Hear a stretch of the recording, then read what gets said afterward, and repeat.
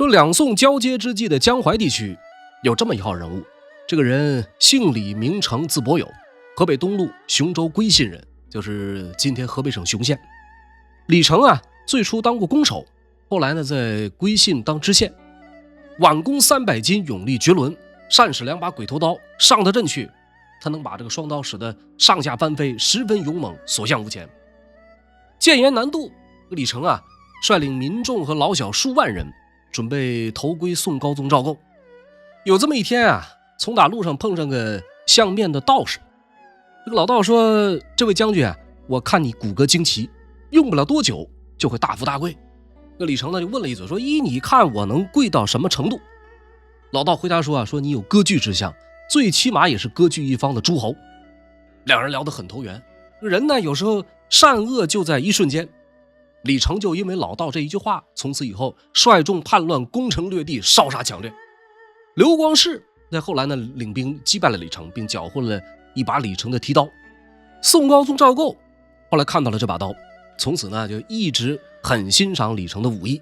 李成在这之后呢时叛时降，反复无常。前面提到杜充弃守开封，岳飞率领本部跟随杜充南下到了建康。当年的10月，听说李成在江北勾结金人四处劫掠，岳飞呢就奉命过江来到陆河县。刚刚抵达就得到急报，说李成派了500轻骑偷袭了本县的长芦镇。长芦镇上有皇帝刚刚送来犒军的钱粮，岳飞当即下令急速行军前往救援。走在半路，正好碰见满载而归的李成那500人，众人是冲上前去迎头痛击，全歼敌人，活捉了骁将冯进，夺回大批的钱粮，解放了一批被盗匪俘掠的百姓。这是岳飞和李成的首次交锋，也揭开了岳飞在江南抗金的序幕。本期节目啊，我们继续来聊岳飞。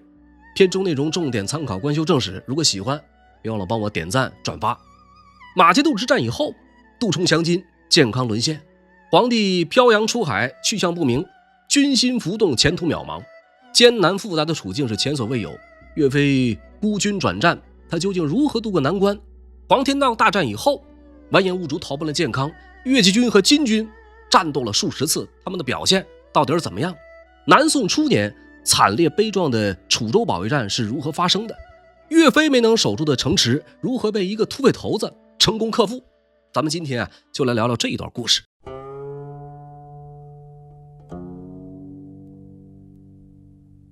南宋建炎3年11月啊，经历了马街渡之战失败以后，时任江淮宣抚司右军统治的岳飞决定摆脱仍在建康城中的杜充，率部南下寻找南宋朝廷。完颜兀术渡过长江，占领了建康府，因为急于捉拿赵构，留下一支偏师留守建康。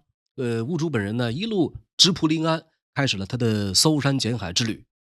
宋高宗赵构在这个时候呢听从了宰相吕一浩的建议，从临安退到明州，从明州赴海南逃。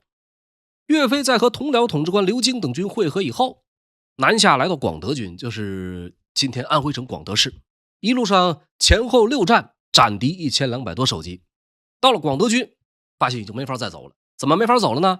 又向江淮宣抚使杜充叛国降金，朝廷已经飘到海上，这个江淮宣抚司各路兵马游散于江东浙西一带，多数成了兵贼，甚至有一些散兵游勇纷纷派人来找岳飞，大家约定以岳飞为首领，共同降金。一桩桩一件件的坏消息接踵而来，前途未卜，军粮告急。岳飞所部是军心为之浮动，已经有人开始偷偷脱离队伍，宁可占山为王，也不愿再跟着岳飞打游击。预感到这种艰难复杂的处境前所未有，岳飞召集所部全体将士喊话：晓之以情，动之以理，团结士气，同时约法3章。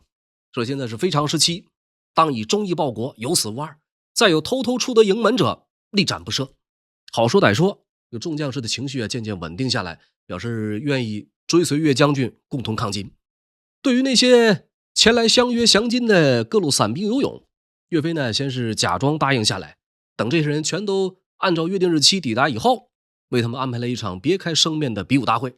岳飞呢亲披甲胄，带着3-5个亲信，弯弓跃马，和各路人马中勇健者比试武艺，接连击败了数十人。最后岳飞把这些人聚到一起，对着众人大声的说了这样一段话，说：以尔等之众且强，为朝廷立奇功，取中原，身受上赏，乃还故乡，岂非荣耶？必能洗涤旧念，乃可相负。其或不听，宁先杀我，我绝不能从汝曹叛。他说的是什么意思呢？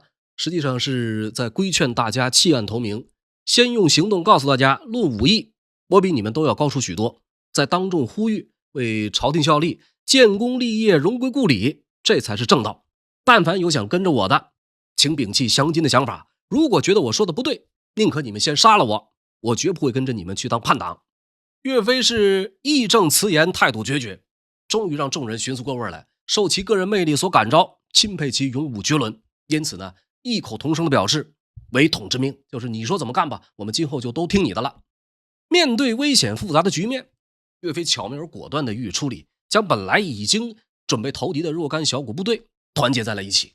可是军粮物资的匮乏并非三言两语就能解决的，没有粮草仍然在威胁着这支军队的生存。岳飞是想尽办法，也只能是勉强维持。转眼到了建炎4年的初春，连最基本的衣食都已经无法保证，士兵们饥寒交迫，有个别的甚至违抗军令，私自外出劫掠。有幕僚建议说，不如移驻到常州宜兴。宜兴知县钱晨闻听岳飞威名，也特地发来邀请，欢迎他领兵前来保护县境，并且说县里的存粮足够1万军队吃上10年。宜兴是个好地方，北边是常州，东边紧挨着太湖，西边靠近从健康到临安的官道，进可攻，退可守。这年2月，岳飞领兵进驻到宜兴，这里不止他们这一路兵马，原江淮宣抚司水军统治郭吉改行当了土匪，也盘踞在宜兴。岳飞安排人给他送信儿，好言安抚，邀请他共同抗金。没想到这个郭吉呢，一听说岳飞来了，带着100多艘船只以及满载的财物，撒丫子就跑。岳飞这边听闻消息，马上派出王贵、傅庆领2000人追击，一举将郭吉的人和船几乎全部俘获。王贵象州汤阴人，是岳飞的同乡。傅庆呢，原本是魏州姚户出身，马其顿之战之后追随岳飞。这2人都是能征善战的勇将，先后加入了岳家军。这之后宜兴仍然不太平，有3股土匪笑聚山林，其中的2支成功归顺，另一支却好说歹说就是不肯投降。为首的头目叫做张威武。这张威武还不够威武，岳飞是单人独骑闯入他的巢穴，趁其惊慌失措之际，一枪将其刺死，并且成功收编了他的人马。在一个内忧外患的时代，官军前脚为兵，后脚当匪的比比皆是。然而岳飞的军队呢，却十分与众不同，他对民间始终是秋毫无犯，这不得不让宜兴百姓喜出望外，交相称誉。人们用最朴素的语言称颂岳飞，说父母生我也易，公之保我也难。甚至按照中国古代极为隆重的礼节，民众们自发地为岳飞建造了生祠。祠庙是用来尊崇先贤、祖宗以及神灵先人，为活人营建生祠，并且是自发的行为，这在历史上是比较少见的。这一年27岁的岳飞，从一位青年统治官开始按照他自己的意图和风范担任主将。岳家军已经初具规模，尽管还算不上大部队，做不到力挽狂澜，但是在整个江南战场已经称得上是抗金队伍中的中流砥柱。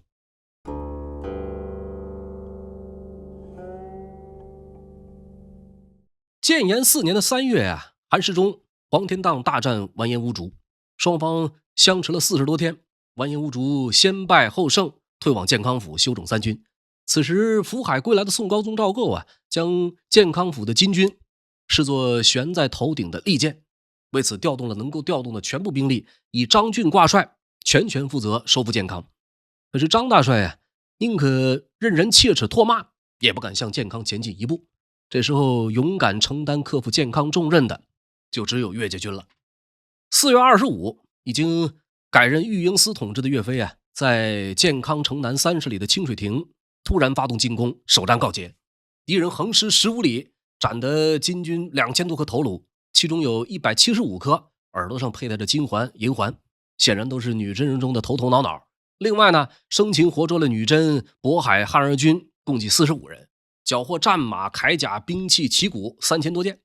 岳家军是一击得手，从此不可收拾，一路高歌猛进，接连4次向金军发起猛攻，4战4捷。四海龙蛇寒食后，六陵风雨大江东。岳飞旗开得胜，但是在敌众我寡的情况之下，短时间内想要歼灭完颜兀术显然是不可能的。这年5月初，完颜兀术精锐进出，围剿岳飞。建康城南30里有一座山，这个山上有山峰2座，东西对峙，看上去好像牛角一样，因此呢取名叫做牛头山。岳飞领兵前往牛头山扎营设伏。这个山上是树木葱郁，泉石相应，足以保障将士们休整和饮水。山间的道路崎岖陡峭，不利于骑兵冲锋。山下完颜兀术不敢贸然进攻，只在山下安营扎寨，将牛头山团团围住。如果您听过《说岳全传》，这个牛头山之战是全书当中最精彩的一部分。围绕牛头山，宋金双方你来我往，展开了一个又一个激荡悲壮的故事，出现了一个又一个的英雄人物。然而在真实的历史中，岳飞是使了一手4两拨千斤，刚柔并济，扰乱敌人，而后以少胜多，大获全胜。他先是派了100名军士，身穿金军的黑衣，趁着夜幕降临，悄悄潜入金军大营。进了营就开始四处点火，见人就杀。这一下呢，金军炸开了锅，人人自危，个个惊恐。很多人从睡梦中醒来，鞋都来不及穿，拎起刀出门就砍，砍杀到大半夜，才发现地上躺着的都是自己人的尸首。原来岳飞的人早就已经撤出营寨，金兵因为天黑分不清敌我，自己打自己，打到了半夜。完颜兀术呢是又气又恼，一肚子火还没处发泄，于是下令增派人手，每天到营外巡逻。没想到这一手呢又被岳飞轻易给破了。针对外出巡逻的金兵，岳飞挑选了几十个身手矫健的士兵，让这些人呢白天睡觉，晚上出动，专门捕杀金人的巡逻兵，来一个杀一个，来2个杀1双。在金兵看来，这个轮值巡逻渐渐成了一件无比恐怖的事情。岳家军经常是神出鬼没，他们总能出人意料的展开伏击，无数金兵走出营帐就再也没有走回来。完颜兀术气得直发狂，不堪其扰之下，也就萌生了退役。从4月到5月，岳家军和金军战斗几十次，都取得了胜利。战争的接连失利，更让完颜兀术明知放弃建康可惜，可是又痛感建康继续留下去恐怕将会有更大损失。于是这完颜兀术干了一件十分缺德的事，一边紧着搜刮金银，一边对建康大肆杀戮破坏。到了5月初10，完颜兀术将部队撤到建康城西北的靖安镇。5月11，又从靖安渡江，陆续撤往江北。一时间，长江两岸舟船首尾相衔，接连不断，而建康城呢，则是火光四起。岳飞看到城中火起，知道金兵这是要北撤，亲自率领300骑兵和2000步兵从牛头山飞驰而下。完颜兀术几次南下几乎都是战无不胜，这一次呢更是追得赵家皇帝福海出逃，只在黄天荡因为不惜水战吃了哑巴亏。对于宋军的陆战能力他轻视到了极点。在牛头山被岳飞的伏击暗杀搞得不胜其烦，心里早就巴不得和岳飞堂堂正正打一次。听说了岳飞亲自领兵杀到，完颜兀术来了兴致，点齐人马，兴冲冲的就赶了过来。等到了现场，一幕奇特的场景映入眼帘。完颜兀术还以为自己看错了，特意揉了揉眼睛，只见对面宋军呈燕尾式排开，队伍最靠前的位置有一面素白缎的大旗，中间斗大一个岳字，在空中扑啦啦迎风招展。旗脚下一员大将，银盔银甲素罗袍，面似银盆，3绺黑须，手中擎着一杆大枪，威风凛凛。兀术心想，这应该就是岳飞岳鹏举了。可是这人马来的可太少了，排在前面的骑兵大约300来人，后面还有大概2000多手持盾牌的步兵，总共不到3000人，也敢来跟我大金铁骑正面硬刚吗？我大金骑兵天下无敌，没想到这岳飞竟然如此嚣张狂妄，要和我列骑对阵，这分明是挑衅。当下呢，兀术就下令全军冲锋，双方很快杀到一处。不过接下来发生的事情让完颜兀术小刀拉屁股又开了眼了。这岳家军和以往接触的宋军最大的不同是号令如一，毫无畏惧，所有人都跟打了鸡血似的，手里拿着刀枪斧钺，抡起来呼呼作响，只要挨着就是皮开肉绽。他们那个战斗力极强，见人就往死里打，即便身中数箭仍然死战不退。从前战无不胜的大金铁骑体会到了前所未有的杀气和恐惧，军心随之瞬间崩溃。直到败走的那一刻，完颜兀术仍然在纳闷，从前任凭蹂躏的宋军怎么就突然变得这般的勇猛强劲了呢？整个健康战役啊，前前后后越界军斩首突发耳垂患者3000余计，这还不包括其他民族成分的金兵。俘虏了金兵300多人，包括8名女真人。岸上的铠甲军器、旗鼓辎重牲口数以万计，或纵横丢弃，或堆积如山。获胜以后，越界军进驻健康城，只见这城中啊是遍地灰烬，面目全非，居民们尸体纵横，血流通道，很多伤残者呻吟呼嚎。2年以后啊，人们掩埋残缺不全的尸骨竟然多达7、8万具。此外呢，还有大批人口被金兵俘虏过江。这座平时拥有20万人口的大城市遭遇了一次毁灭性的浩劫。收复健康以后啊，岳飞亲自押解战俘前往当时南宋的行在岳州，就是今天的浙江绍兴。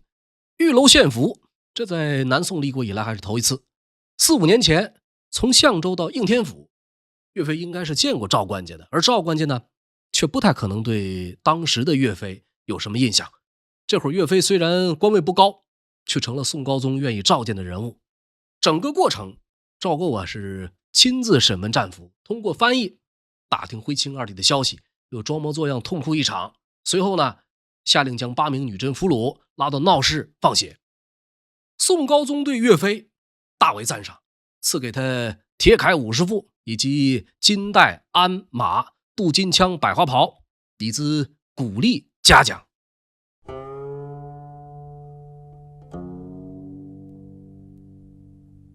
完颜乌竹从建康进入陆河以后，依然计划沿着运河水陆并进，以便将抢劫而来的这个财物和珍宝运往北方。可是遭到了宋将赵立、薛庆的拦截。为了打通这条贯穿南北的水路，主持淮南战场的完颜昌来到陆河会见完颜乌竹。这俩人呢，实际上是叔侄的辈分。金朝立国以后，在完颜部一直存在着完颜阿骨达和完颜萨改2大派系。南宋建炎时期啊，金太宗完颜吴乞买和萨改的儿子左副元帅完颜年罕是这2大派系的首领，并且嫌隙日深。在2太子窝利部死后，金太宗有意扶持金太祖的3太子额里朵以及4太子完颜乌竹和完颜昌这么3人。完颜昌呢是金太宗的堂兄弟，他的父亲是完颜英哥。在他还没出生的时候，完颜英哥曾一度将幼侄吴乞买收为儿子。所以从这一层关系来看，在金朝女真贵族内部，由于和金太宗的关系，完颜昌的地位非比寻常。完颜昌和乌竹这爷俩见面以后，商定好会师，然后攻打楚州，就是今天的江苏淮安。2路大军很快完成会师，合围楚州。镇守楚州的呢，就是赵立。赵立，徐州张义村人，早年以敢勇立兵籍，容貌壮伟，性情豪爽，大字认不得一筐，可是忠义之气与生俱来。建炎3年，赵立跟随王父守徐州，身中6箭，仍然越战越勇。徐州城破，王父满门皆死。赵立在巷战中被击中了后脑，昏死了大半天。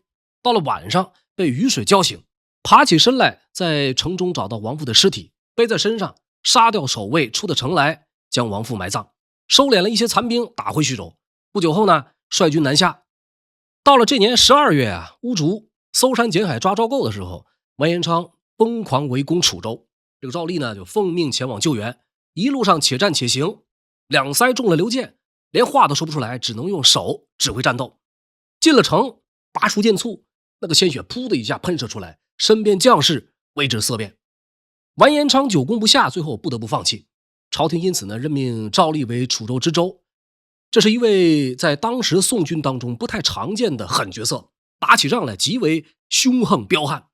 他的部队啊，从不上报俘虏。为什么呢？因为被赵立俘虏的金人啊，一律砍断了肢体示众。完颜乌竹退回江北以后，最初给赵立送过礼，成车的金银财宝拉过去，只希望能从楚州晚一条路回家。赵立二话不说，抽出佩剑，把金使按倒放血。乌竹是恼羞成怒，在楚州打造了2座南北大寨。赵立得报以后呢，只带了6名亲随来到金军营前挑衅。金人南寨杀出2名骑将，挥舞着长矛直奔这个赵立而来。赵立是不慌不忙，等着2条长矛杀到近前以后，张开双手迅速抓住2条枪杆，紧接着2膀一较劲，你给我过来吧。2名金将应声倒地，然后调转枪尖往地面一插，这俩人直接命丧当场，弄死了这2名骑将。赵立牵过2人的坐骑，大摇大摆的回城。金军的北寨这会儿呼啦啦冲出好几十个骑兵来追这个赵立。赵立呢，调转马头，虎步圆睁，大喝一声，这一声吼惊吓的对方人马慌乱，随后纷纷退去。这一次乌竹和完颜昌合兵一处，共同围攻楚州。赵立呢是好虎架不住一群狼，城中粮草告急，只能连连向朝廷告急。前枢密院士赵鼎先找张俊，这个张俊立即拒绝。他说敌人刚刚会师，气势正盛，完颜昌是用兵如神，锐不可挡，楚州孤悬于外，如果发兵营救，无异于徒手和老虎相搏。为今之计，只能坐看赵立自生自灭，不必再投入兵力枉送士卒性命。2人争议再三，最后赵鼎上奏了宋高宗，说如果张俊同意发兵，我愿意和他一起赶赴前线。结果张俊仍然拒不从命。宋廷无可奈何，只能改派刘光世出兵。这个刘光世呢，前后接到金字牌快递发来的5道宋高宗亲笔手诏，19道枢密院公文。然而刘光世一直以来的用兵习惯是本人远离战场，只派偏僻将领出战。这时候明明有数万兵力在镇江府，却只派了部将王德和厉琼过江做做样子，之后就撤了兵。意识到不会有人来救援了，可乐坏了完颜昌，心下计划着这个楚州城破就在弹指之间。然而很快一件意外打乱了他的计划。有人报告说南边成州方向来了一伙宋军，成州呢就是今天江苏高邮。这伙宋军来势凶猛，已经接连3次打败驻守成州的金军。完颜昌不敢怠慢，吩咐爱将阿主李伯锦领兵支援成州。完颜昌满心以为这位心腹爱将一定可以将其扑灭，然而结果又一次出乎意料。没2天的功夫，战报传来，说成州已经被宋军攻破，金军有70多个将领被俘，其中包括原本镇守成州的金国大将高大宝，以及前去援助的阿主李伯锦。完颜昌听到战报都有点不相信自己耳朵，心想宋军什么时候出来这么个厉害人物啊？成州是不能丢的，否则楚州这边势必功亏一篑。忙不迭的集结重兵，他想要一举将这支宋军击溃。没想到被击溃的反而是他再次派出的重兵。完颜昌在这之后仍不甘心，接连5次对这支宋军围追堵截，结果5次全被冲溃。那位说了，驰援楚州的到底是谁呀？来的人正是岳飞。完颜昌也不愧是用兵高手，南线因为岳家军的出现变得吃力，他开始加速攻打楚州。大批的工程器械被运来，100余座石炮一字排开，最大的可以抛射50-60斤的巨石。这个石炮以鼓声为号，同时发射，飞石如雨。护城河被填平，千梯并举，万军奋进。楚州城中的赵立千盼万盼，援兵迟迟不见。围困日久，赵立望着东南方向焚香下拜，眼里流着泪，嘴里念叨着是死守，不敢负国家。又命令左右开始击鼓，心想着援兵一到听见我们的鼓声一定会有所回应。如此接连1个多月，这个援兵连个人影都没有。这年的9月16，金兵猛攻楚州东城，赵立在城上命人放火焚烧对方的云梯。天公不作美，风吹反向，这个火怎么点也点不着。赵立叹道，难道老天也不帮我吗？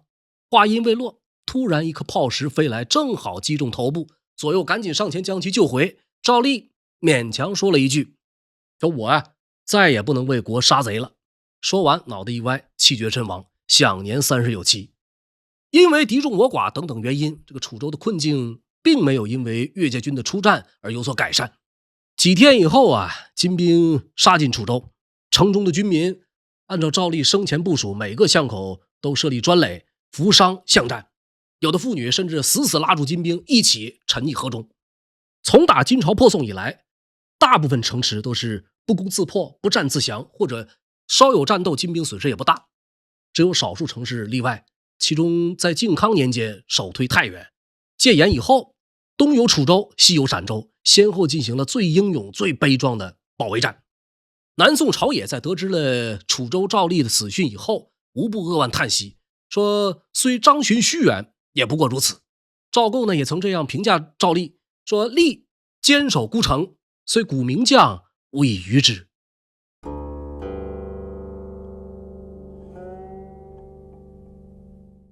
建康战役到楚州保卫战这段时间啊，金宋双方在人员方面都略有调整。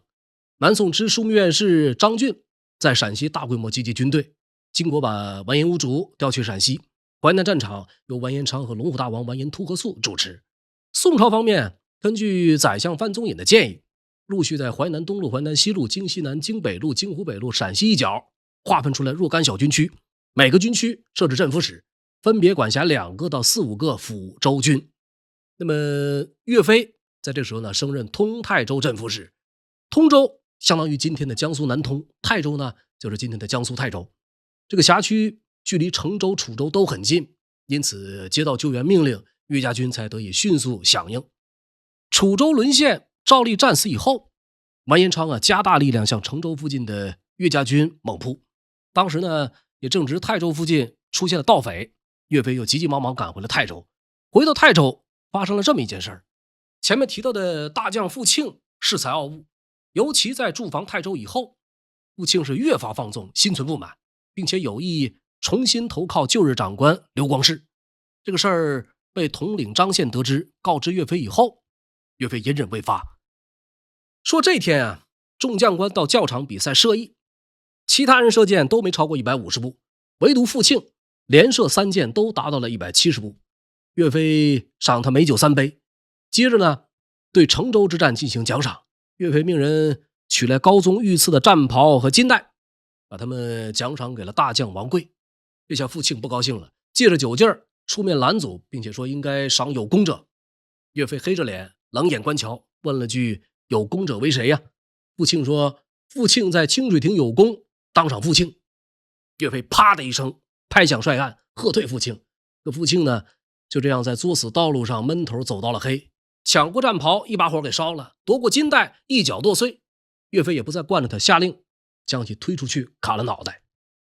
傅庆被斩后不久，刘光世上奏朝廷，他自己不作为，却反而诬陷岳飞迁延时日，因此导致楚州沦陷。刘大帅耍得好一手翻手为云，覆手为雨。朝中的赵鼎主张对刘光世为命不尊治罪。宋高宗赵构当了几年皇帝了，已经具备一定的政治手腕。刘光世统兵数万，坐守镇江，赵构生怕责备太深，引发不必要的麻烦，反而嘉奖刘大帅体国忠勤，令他节制诸镇，戮力保守通泰2州。刘光世也明白朝廷是在姑息迁就，可是真赶上军务告急，他仍然是不发一兵一卒。说成州和楚州之间有3个湖泊，金军南下攻陷扬州的时候，从打梁山坡来了一伙人马，为首的叫做张荣，人送外号张迪万。张迪万手下有数百艘船只，转移到这片区域以后，用焦草和泥筑起一座城，以此作为据点，神出鬼没打击敌人。这个队伍渐渐发展到1万多人。金人在建炎4年11月，趁着天寒地冻来猛攻张荣，张荣抵挡不住，辗转撤到了通州。完颜昌一招得手，马上顺势将兵锋直指岳家军所在的泰州，号称有精兵20万。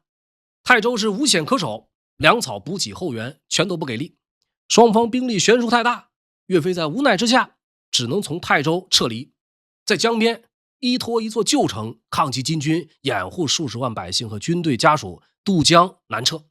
岳家军在这里遭遇了挫败，战斗进行得很是激烈，连岳飞本人身上也负了伤。在留驻江北的最后几天，因为粮食断绝，岳家军只能是割取敌人的尸体充饥。可是没想到岳飞的挫败却被土匪头子张荣他的胜利所弥补。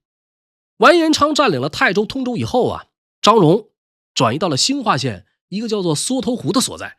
绍兴元年的3月，完颜昌亲领6000多精兵乘船直逼张荣水寨。张荣利用地形水势，把金兵引诱到了一片烂泥滩。这个金军的舟船陷到泥中，不攻自乱，完颜昌被张荣杀得大败。来的时候6000多人，最后只回去了2000，剩下的4000多深陷泥潭。张荣所部花了2、3天的功夫才伏杀殆尽。这之后，张荣乘胜克服泰州。完颜昌先是退到楚州，而后又一路撤到了淮河以北，淮东路大部分的州县重新被宋朝所控制。张荣这家伙是一个很有争议的人物，退守通州的时候，因为没有粮食，屠杀百姓，撒上盐晾干了充当军粮。可是在缩头湖却又取得了一场空前胜利，最终取得的战果呢，甚至比岳飞健康之战还要出色。缩头湖不缩头，让张荣一战成名。这家伙后来投奔了刘光世，升任中武军统制兼泰州知州，麾下将士有4029人，进官受赏。缩头湖呢，从此也改名叫做德胜湖。历史有时候就是这样的跌宕起伏，岳飞没能守住的泰州，居然转眼间被张荣克服。接下来还会有伪齐立国，秦桧归宋。今天的故事咱们就讲到这里了。读历史之善恶，感谢您收看收听。这里是烽火赵东南慢聊两宋烟云的第15集，片中内容重点参考关于正史。如果喜欢这里，欢迎关注我的频道并打开小铃铛。本期节目到此结束，我们下一期不见不散。